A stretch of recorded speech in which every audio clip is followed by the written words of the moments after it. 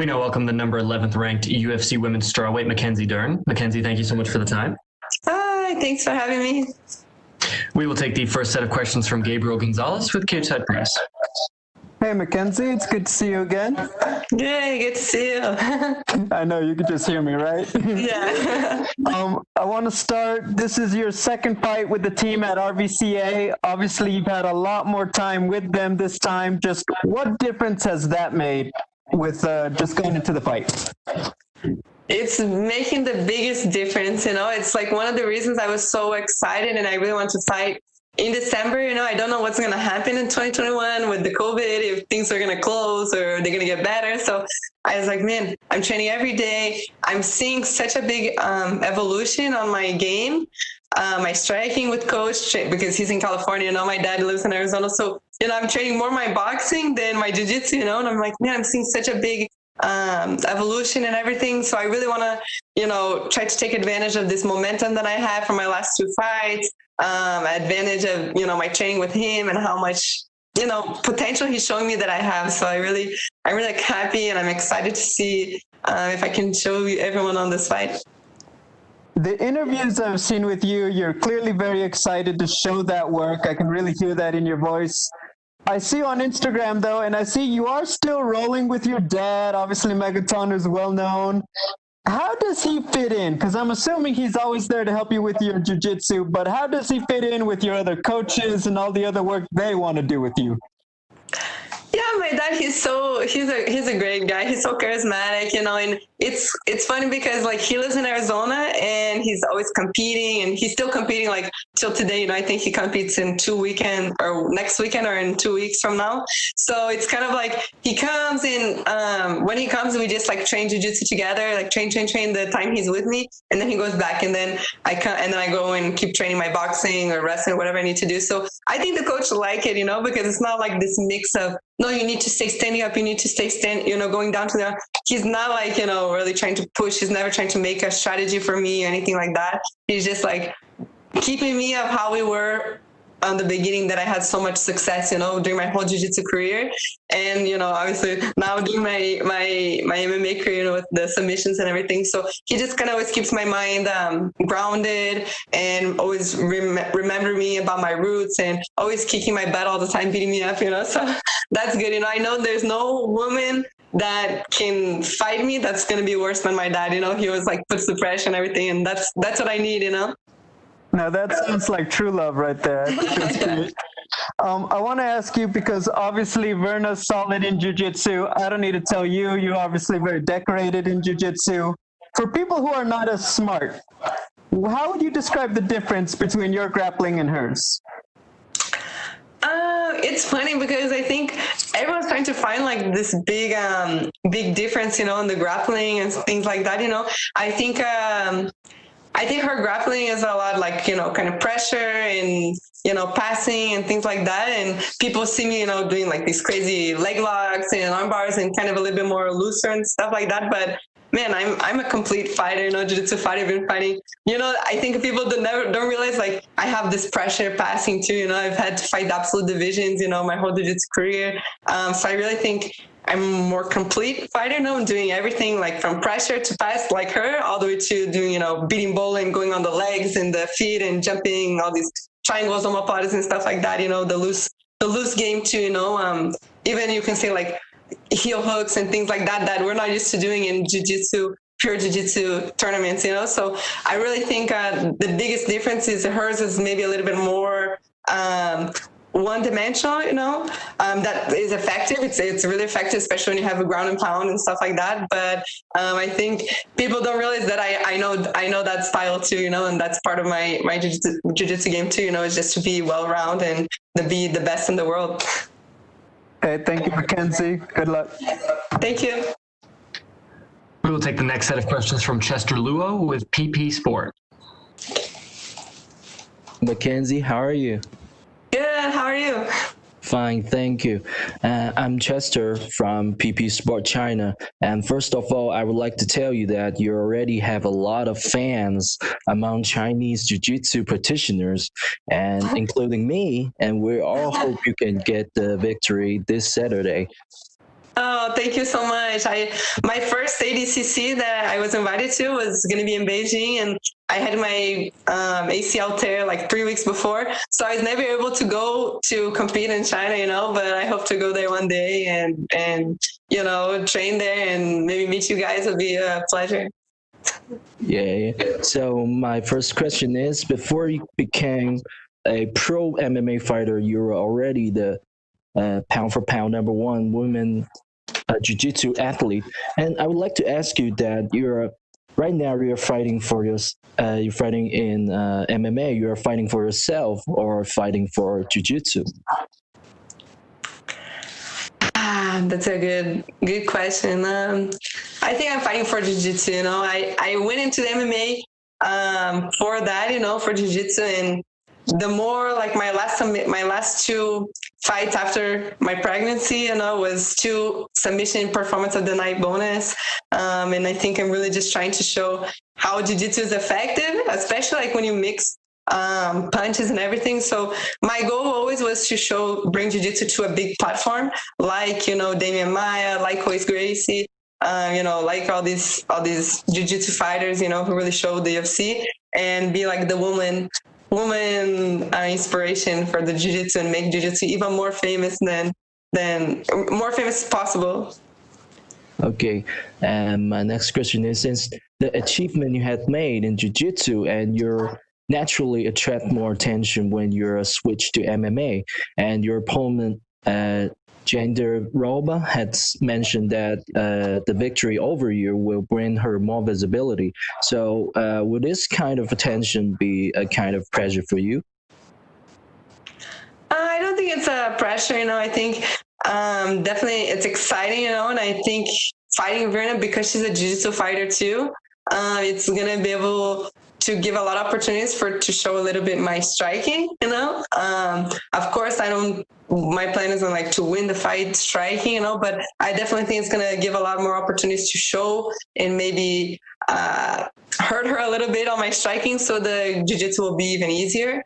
But I think it's going to be a great fight, and it's good too. If I beat her too, it's going to show, it's going to help my name too on the jiu-jitsu as the best jiu-jitsu fighter in women's jiu-jitsu fighter in the UFC, So I think we're both in the same boat. I think a lot of my following, if she beats me, will follow to her and really give her a lot of respect and stuff like that. But I think the same way, more for me in the MMA world, she has, I think, 16 or 17 fights. If I beat her, especially with the jiu-jitsu, it'll help bring my name a little bit more like, yeah, okay, she's one of the best jiu-jitsu in the MMA world. Okay, thank you for your time and good luck to your Saturday. Yeah, thank you so much. Bye.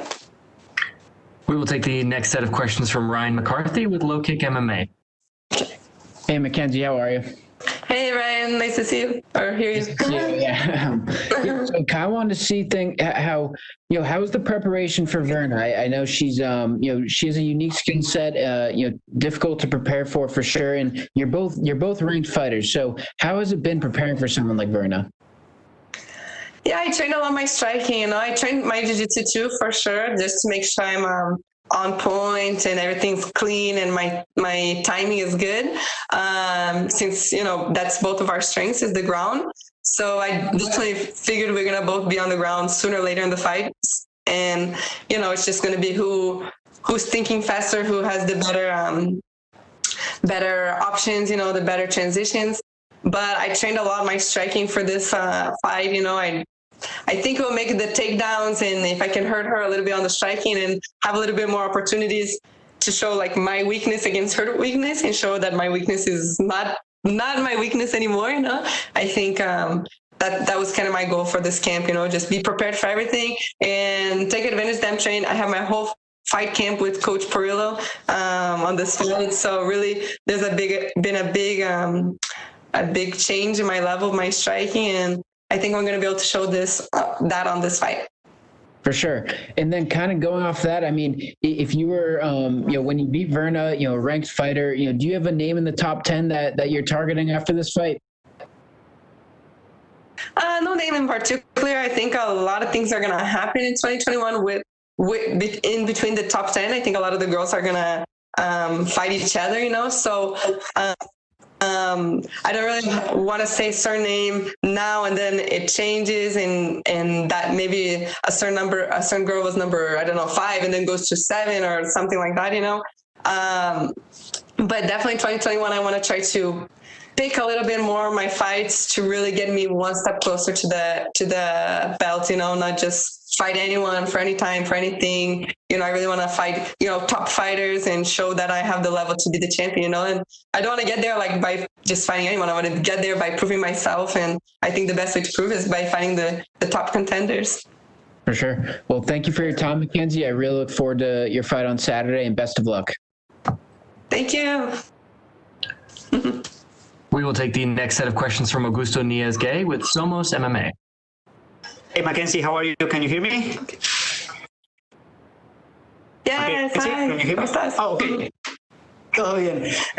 Mackenzie, my first question is, I don't know if you heard what Berna has said, but she thinks that a win over you will make her more notorious for the fans because she thinks you already are a star of the sport.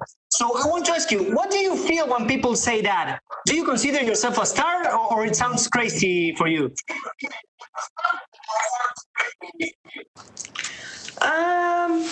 No, I don't think I don't see myself as a star yet. I definitely see potential for me to be a great champion, multiple champion, things like that. But I feel like I need to prove myself, So the fact that they have people that see me there already, I say like, man, that's good, that's good. I think that's why a lot of people accept the fights with me, I think because I came into MMA with the whole jiu-jitsu community supporting me, with a big following, with a big family behind me, I think that in jiu-jitsu is, I think, really effective in MMA, so I think to be dangerous in that not a lot of people are good at jiu-jitsu in the women's division, it can take me far.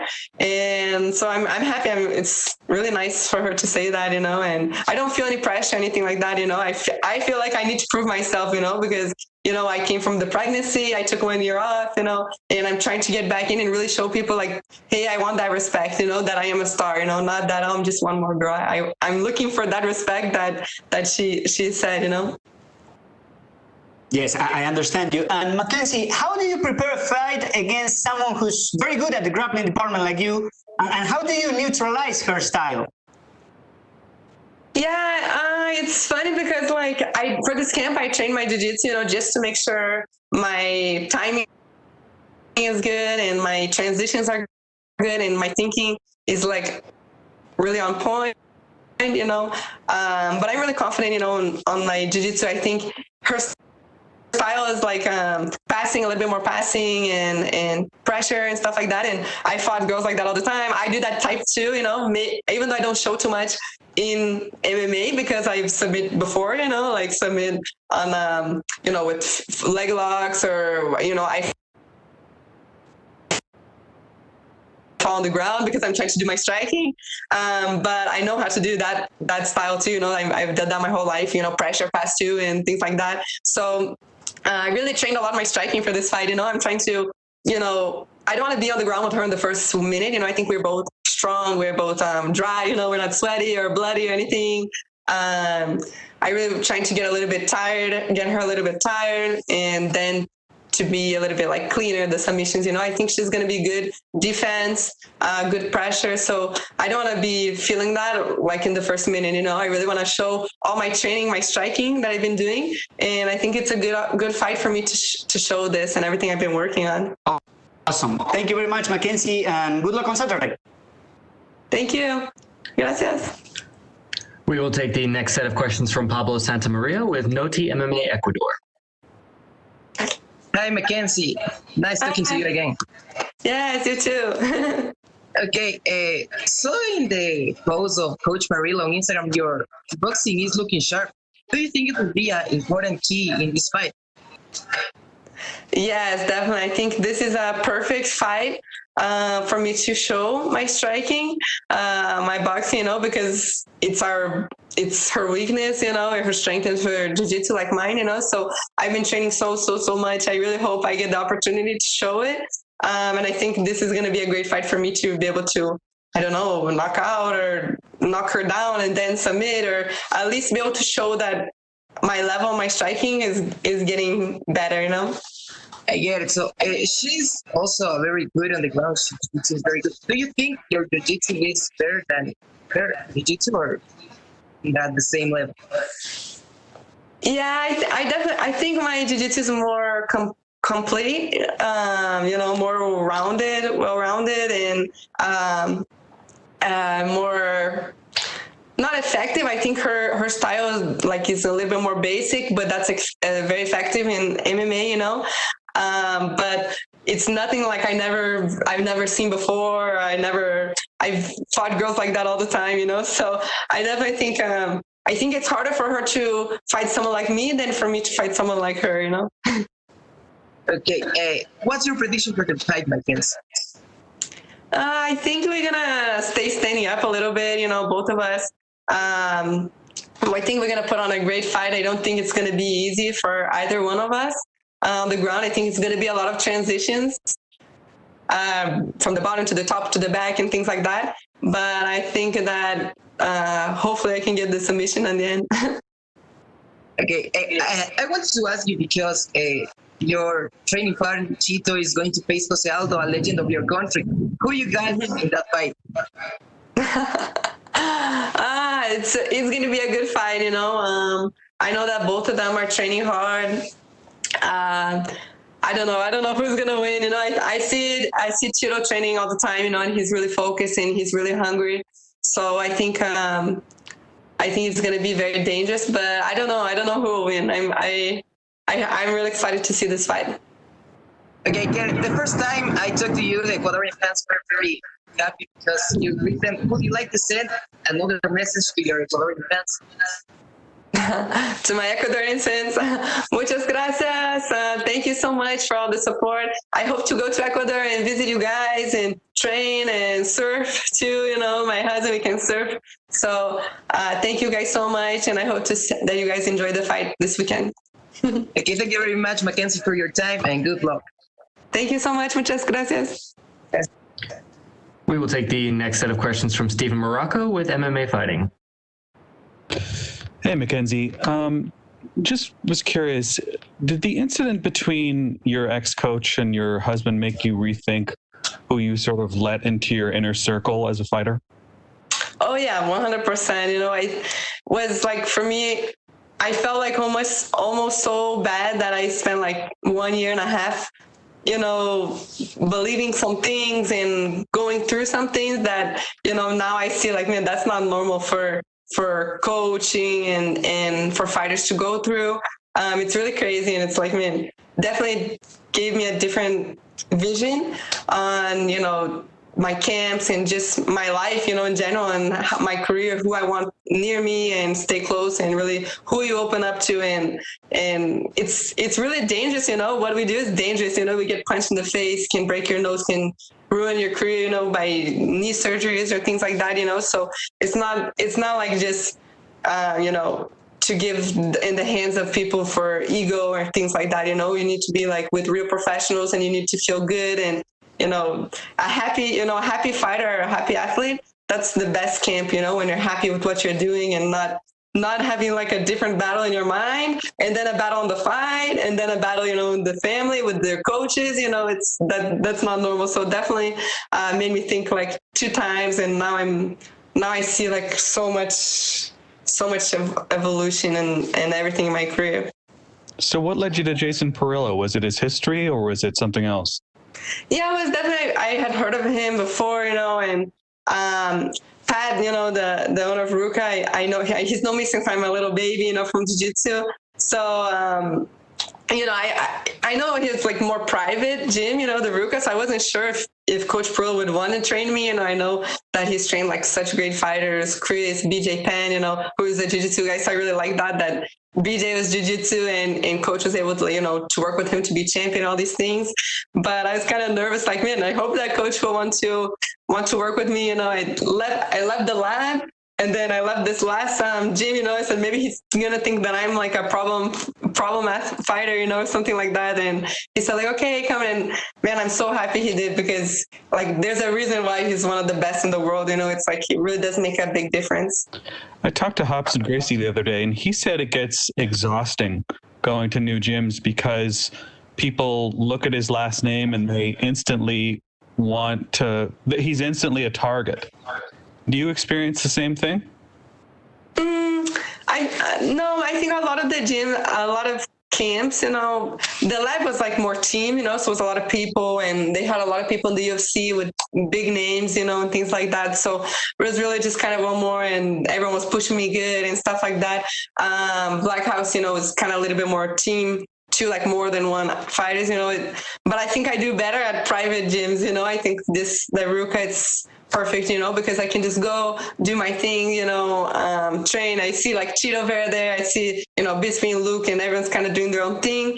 And you can watch and really see what these like world champions are doing. And like, okay, I see like Cheeto's in the gym. I need to be in the gym too, you know, because that's where I want to be. You know, I see Luke's in the gym. I need to go to the, you know, so really pushes you to have these high level fighters, but without that mix of everyone trying to kill you and all these things, you know, and stuff like that. So I really like the gym, and I think the private gym is kind of more the way to go for my style, you know.